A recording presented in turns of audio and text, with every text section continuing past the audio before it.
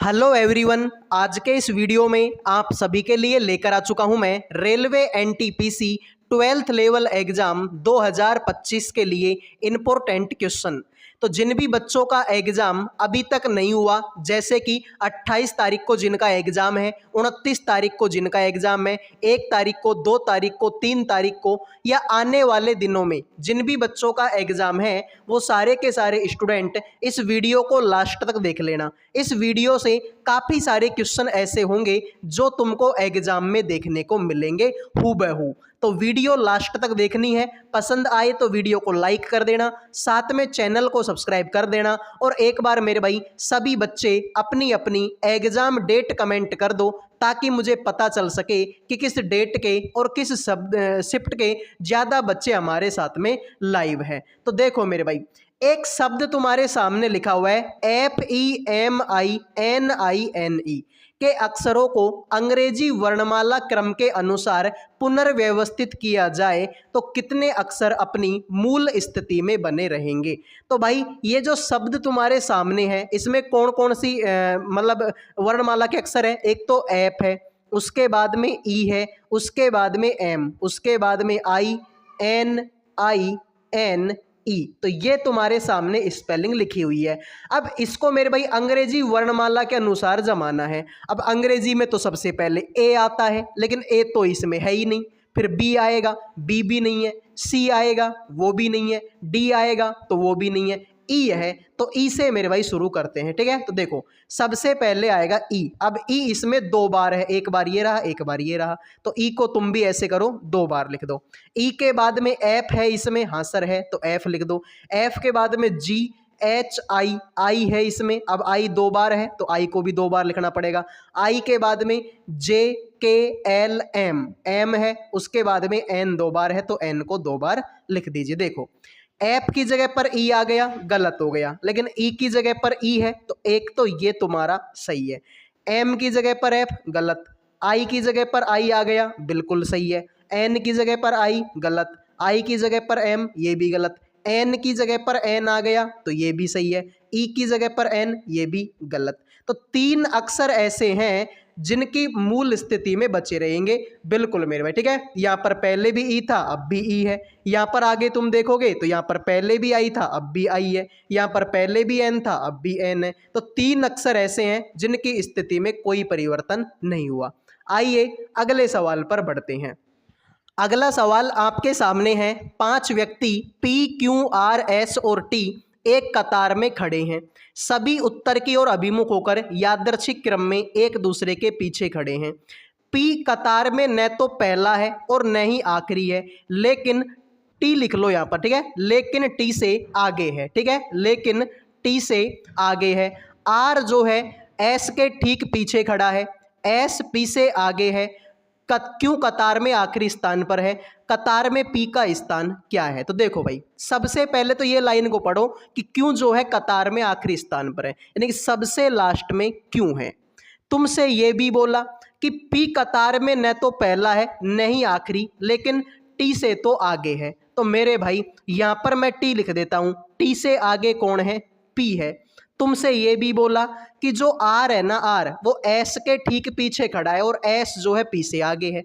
तो मेरे भाई एस से पीछे कौन खड़ा है? एस से पीछे आर खड़ा है और एस पी से आगे है, तो पी से तो आगे ही है। हाँ भाई, बात तो तुम्हारी सही हुई। तुमसे बोला कतार में पी का स्थान क्या है, तो कतार में पी आगे से पहला, दूसरा, तीसरे, आगे से तीसरे नंबर पर है। क्या आगे से पहला है? क्या आगे से पहले पे तो एस बैठा हुआ है। आगे से चौथा, पहला, दूसरा, तीसरा, चौथे पर तो टी है। आगे से दूसरा, दूसरे पर आर है। आगे से तीसरा, बिल्कुल मेरे भाई देखो, पहला, दूसरा और तीसरे नंबर पर कौन है? पी। तो आगे से तीसरे नंबर पर कौन है मेरे भाई? आपका पी है। तो सवाल बिल्कुल आसान था। तुमसे बोला कि पी कतार में न तो पहले नंबर पर है और न ही आखिरी नंबर पर, लेकिन टी से तो आगे है। तो टी से तो आगे है पी, बात तो सही हो गई सर। आर जो है एस के ठीक पीछे खड़ा है, तो आर जो है एस के पीछे आर ही तो है, बात तो सही हो गई। एस पी से आगे है, तो पी से तो आगे ही है एस, बात तो ये भी सही हो गई। क्यों कतार में आखिरी स्थान पर है, तो क्यों सबसे लास्ट में है, तो आगे से तीसरे स्थान पर कौन बैठा हुआ है? पी। अगले सवाल को देखो। वीडियो में आगे बढ़ने से पहले जो भी बच्चे रेलवे एनटीपीसी एग्ज़ाम 2025 की तैयारी कर रहे हैं, जिनका भी पेपर अभी तक नहीं हुआ, आने वाले दिनों में जिनका भी एग्ज़ाम है, उन सभी के लिए जीके रीजनिंग और मैथ का पीडीएफ तैयार कर दिया केवल 100 रुपये में। 100 रुपये में आपको जीके रीजनिंग और मैथ तीनों सब्जेक्टों का पीडीएफ मिलेगा। साथ में मेरे भाई सिलेक्शन की गारंटी है, अगर कोई बच्चा पीडीएफ पढ़ लेता है तो। केवल और केवल 100 रुपये का पीडीएफ है। मैं आपको बता दूं कि 100 रुपये कोई बहुत बड़ी बात नहीं है, लेकिन अगर आपने इस पीडीएफ को पढ़ा और एग्जाम में मान लो आपको 15-20 क्वेश्चन भी देखने को मिल गए, तो सीधी सी बात है भाई, इससे बड़ा बेनिफिट और क्या ही हो सकता है। ठीक है, तो केवल और केवल 100 रुपये का पीडीएफ है। जिन भी बच्चों को चाहिए, इन नंबरों पे व्हाट्सअप मैसेज करके केवल 100 रुपये में आप तीनों सब्जेक्टों का पीडीएफ ले सकते हो। तुरंत इन नंबरों पे व्हाट्सअप मैसेज कर दो, आपको पीडीएफ मिल जाएगी 100 रुपये में। अब बढ़ते हैं अगले सवाल पर। निम्नलिखित संख्या युग्मों में पहली संख्या पर कुछ गणितीय संक्रियाएं लागू करके दूसरी संख्या प्राप्त की जाती है। वह समुच्चय चुनें जिसमें संख्याएं उसी तरह संबंधित है जैसे कि निम्नलिखित समुच्चयों की संख्याएं संबंधित है। सभी बच्चे बताएंगे भाई इस सवाल का राइट आंसर क्या होगा। तो इन दोनों के बीच में कोई रिलेशन है, इन दोनों के बीच में कोई रिलेशन है, तो बताओ भाई ऐसा क्या रिलेशन है। तो देखो, मैं 96 में से 72 घटा दूं, तो अगर भाई 96 में से 72 घटेगा तो आंसर कितना आएगा, 24 आएगा। हाँ सर। 72 में से 48 घटा दूँ तो 72 में से 48 घटा दूँ तो यहाँ पर भी 24 आएगा। हाँ सर, इसका भी अंतर 24 है। तो ऐसा अंतर 24 किसमें, इन दोनों का ही है। देख लो, 115 में से अगर मैं 91 घटाऊंगा तो आंसर कितना आएगा, 24 ही तो आएगा। बात तो तुम्हारी सर सही हो गई। बाकी और किसी का अंतर 24 यहाँ पर नहीं है मेरे भाई। ठीक है, बाकी और किसी का भी जो अंतर है वो यहाँ पर 24 नहीं है, क्योंकि देखो 74 में से 98 घटाऊंगा तो 24 नहीं आएगा, क्योंकि 74 तो पहले ही छोटी संख्या है। 117 में से 39 घटाऊंगा, अंतर बहुत बड़ा, तो किसी का भी अंतर तुम्हारा क्या नहीं है, 24, इसी का है। आइए अगले सवाल पर बढ़ते हैं। निम्नलिखित अक्षर श्रृंखला का संदर्भ लीजिए और उसके बाद आने वाले प्रश्न का उत्तर दीजिए। सभी बच्चे बताएंगे भाई, दी गई श्रृंखला में कितने व्यंजनों के ठीक पहले एक स्वर है और ठीक बाद में भी एक स्वर है। ऐसे व्यंजन बताओ जिनके पहले भी स्वर हो और बाद में भी स्वर हो। तो देखो भाई, अब पी से पहले तो कोई है नहीं, तो देखो जे के पहले तो ये तो व्यंजन है, मामला गंभीर है। तो देखो भाई, स्वर देखने पड़ेंगे तुमको, ऐसे कोई व्यंजन जिसके पहले भी स्वर और बाद में भी स्वर। तो देखो मेरे भाई, यहाँ पर हम क्या देख सकते हैं, व्यंजन ढूंढना है। ठीक है भाई, तो देखो ये आर देखो, आर के पहले भी स्वर और आर के बाद में भी स्वर। तो एक तो मेरे भाई ये आर हो गया। ठीक है, एक तो ये आर हो गया। अब और इसके अलावा देखने के प्रयास करेंगे हम लोग, तो और तो ऐसा कुछ है नहीं भाई जिसके पहले भी स्वर और बाद में भी स्वर। तो ऐसा तो कोई भी नहीं है मेरे भाई इसमें। ठीक है, इसके अलावा एक आर ही है जिसके पहले ओ है और लास्ट में आई है। अब ओ भी स्वर है और आई भी स्वर है, तो एक ही है मेरे भाई, मुझे तो एक ही दिखाई दे रहा है। तुमको एक के अलावा कोई दिखाई दे रहा है क्या? ठीक है भाई, यहाँ पर देखो डब्लू को देखेंगे तो इसके पहले तो स्वर है लेकिन बाद में नहीं है। यहाँ पर एक्स को देखेंगे तो इसके पहले तो स्वर है लेकिन बाद में नहीं है, और तो ऐसा इसमें कुछ है भी नहीं। तो एक ही है मेरे भाई जिसके पहले भी स्वर और बाद में भी स्वर। आइए अगले सवाल पर बढ़ते हैं। तुमसे बोला है कि जो सी है ना, सी वो बी का भाई है। ठीक है भाई, डब्लू जो है पी की पुत्री है। अब के जो है बी की पुत्री है, एन पी का पति है, डब्लू बी की पत्नी है। तो डब्लू का सी से क्या संबंध है? तो देखो मेरे भाई, तुमसे बोला गया कि सी जो है बी का भाई है, तो सी मेरे भाई ये जो भाई है वो किसका? तो सर सी जो है भाई है किसका? बी का। तुमसे बोला कि डब्लू तो बी की पत्नी है, तो बी मेरे भाई क्या हो जाएंगे? पति हो जाएंगे। अब बी पति हो जाएंगे भाई किसके? डब्लू के। अरे डब्लू अगर पत्नी है, डब्लू अगर पत्नी है तो बी पति हो जाएंगे भाई। एक पति होता है एक पत्नी होती है, तो अगर ये पत्नी है तो फिर ये पति हो जाएंगे। बात तो तुम्हारी सर सही है। आगे आ जाओ, डब्लू जो है पी की पुत्री है। अब ये जो डब्लू है ये पुत्री है मेरे भाई किसकी? सर ये तो पी की पुत्री है। तुमसे बोला कि जो के है ना, के वो बी की पुत्री है। अब बी की पुत्री कौन है? बी की पुत्री तो सर वो तो के है। तुमसे बोला डब्लू का सी से क्या संबंध है? तो डब्लू देखो, ये मान लो कि मैं हूं, ये मेरे पति, अब मेरे पति के भाई, मेरे पति के भाई मतलब मेरे देवर लगेंगे या जेठ लगेंगे, तो मैं उनकी क्या लगूंगी? भाई की पत्नी लगूंगी। जिन बच्चों ने आंसर दे दिया ऑप्शन नंबर बी, उनके मजे हो गए, बाकी सभी का गलत हो चुका है। ठीक है मेरे भाई, तो डब्लू का सी से क्या संबंध है भाई? ये मैं हूं, ये मेरे पति के भाई, तो मेरे देवर वगैरह लगेंगे, तो मैं उसकी क्या लगूंगी? मैं तो उसके भाई की पत्नी तो लगूंगी। तो बी आंसर देने वालों के मजे हो गए। आइए अगले सवाल को देखते हैं। दी गई श्रृंखला में प्रश्न चिन्ह के स्थान पर क्या आना चाहिए? सभी बच्चे बताएंगे क्वेश्चन मार्क की जगह पर क्या आएगा। तो सिंपल सवाल है भाई, 78 में 3 जोड़ेंगे 81, 81 में 4 जोड़ेंगे 85, 85 में 5 जोड़ेंगे 90।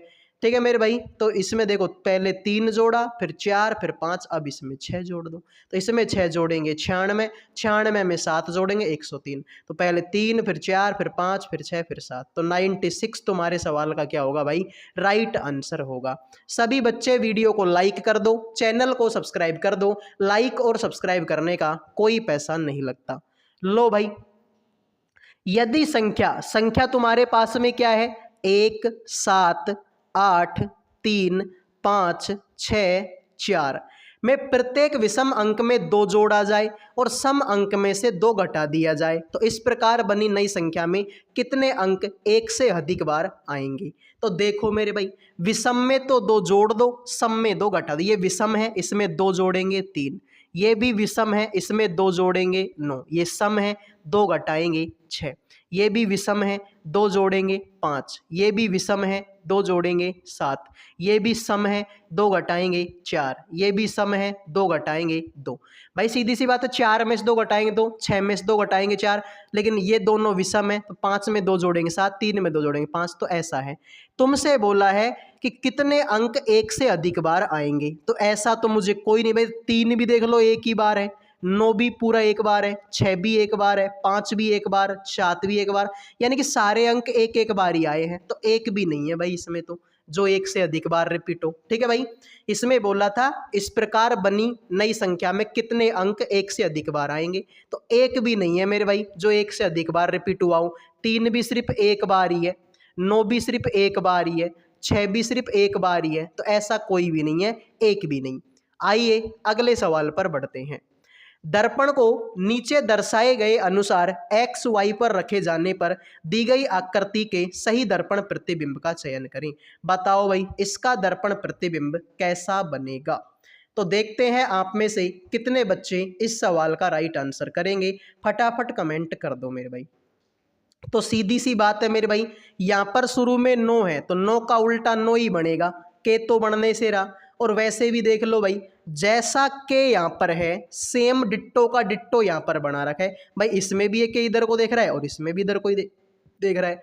अगर भाई सेम ही बनाना है तो दर्पण में देखने का फायदा क्या हुआ? मतलब ये भी गलत, मतलब ये भी गलत, और मतलब ये भी गलत। जिन बच्चों ने आंसर दे दिया सी, उनके हो गए भाई मजे, बाकी सभी का गलत है भाई। इसमें अगर के इधर को देख रहा है तो अगले में के इधर को देखेगा, ऐसा इसी में है जो कि और किसी में नहीं है। आइए अगले सवाल पर बढ़ते हैं। दी गई श्रृंखला में प्रश्न चिन्ह के स्थान पर क्या आना चाहिए? सभी बच्चे बताएंगे क्वेश्चन मार्क की जगह पर क्या आना चाहिए। तो देखते हैं भाई, देखो 160 में 2 जोड़ेंगे 162, 162 में 5 जोड़ेंगे 167, 167 में 10 जोड़ेंगे 177, 177 में 17 जोड़ेंगे तो आंसर आएगा 194। अब बताओ मेरे भाई, ठीक है, तो देखो 2 में 3 जोड़ेंगे 5, 5 में 5 जोड़ेंगे 10, 5 में 7 जोड़ेंगे 17, 3, 5, 7, अब मेरे भाई 9 जोड़ना पड़ेगा भाई। 3, 5, 7, 9, 17 में 9 जोड़ेंगे तो 26, 194 में 26 जोड़ेंगे तो 220 आंसर आएगा, बात खत्म। यही तुम्हारे सवाल का क्या है? राइट आंसर है। तो जिन्होंने 220 आंसर दे दिया उनके मजे हो गए, बाकी सभी का गलत है। आओ भाई, यदि संख्या, अब संख्या तुम्हारे पास में क्या है सर? संख्या है 9, 3, 5, 2, 6, 7, 4 के प्रत्येक सम अंक में 2 जोड़ दो और विषम में से एक घटा दो। तो मेरे भाई सम में 2 जोड़ना है, विषम, तो ये विषम है, 1 घटाएंगे 8 आएगा। ये भी विषम है, 1 घटाएंगे 2 आएगा। ठीक है, ये भी विषम है, 1 घटाएंगे 4 आएगा। लेकिन ये तो सम है, तो 2 में 2 जोड़ेंगे 4 होगा। ये भी सम है, इसमें 2 जोड़ेंगे 8 होगा। ये विषम है, 1 घटाएंगे 6 होगा। ये सम है, इसमें 2 जोड़ेंगे 6 होगा। इस प्रकार बनी नई संख्या में कौन सा अंक दाएं से तीसरा स्थान, तो ये दायां है, इधर से तीसरा, पहला, दूसरा और ये तीसरा, तीसरे नंबर पर कौन है, 8 है। यही तुम्हारे सवाल का क्या है, राइट आंसर है। ठीक है, दाएं से तीसरा, ये पहला, ये दूसरा, तो ये तीसरे नंबर पर कौन है मेरे भाई, 8 है। आइए अगले सवाल पर बढ़ते हैं। अंग्रेजी वर्णमाला क्रम के आधार पर FE 36 का संबंध एक निश्चित तरीके से IH 44 से है। उसी प्रकार KJ 51 का संबंध NM 59 से है। समान तर्क का अनुसरण करते हुए RQ 63 का संबंध दिए गए विकल्पों में से किसके साथ में होगा। तो मेरे भाई देखो, FE 36, F आएगा 6 पर, E आएगा 5 पर और 36 की जगह पर 36, IH 44, I आएगा 9 पर, H आएगा 8 पर और 44 की जगह पर 44। 6 में 3 जोड़ेंगे 9, 5 में 3 जोड़ेंगे 8, 36 में 8 जोड़ेंगे 44। अब सेम काम यहाँ पर कर दो, RQ 63। ठीक है, तो R आएगा 18 पर, Q आएगा 17 पर, 63 की जगह पर 63। इसमें 3 जोड़ेंगे 21, 21 नंबर पर U। इसमें 3 जोड़ेंगे 20, 20 नंबर पर T। भाई इसमें भी 3, इसमें भी 3, अब यहाँ पर 8, 63 में 8 जोड़ेंगे 71 हो जाएगा। तो UT 71 इसी में है। जिन बच्चों ने डी आंसर दे दिया उनके मजे हो गए, बाकी सभी का ये क्वेश्चन गलत हो चुका है।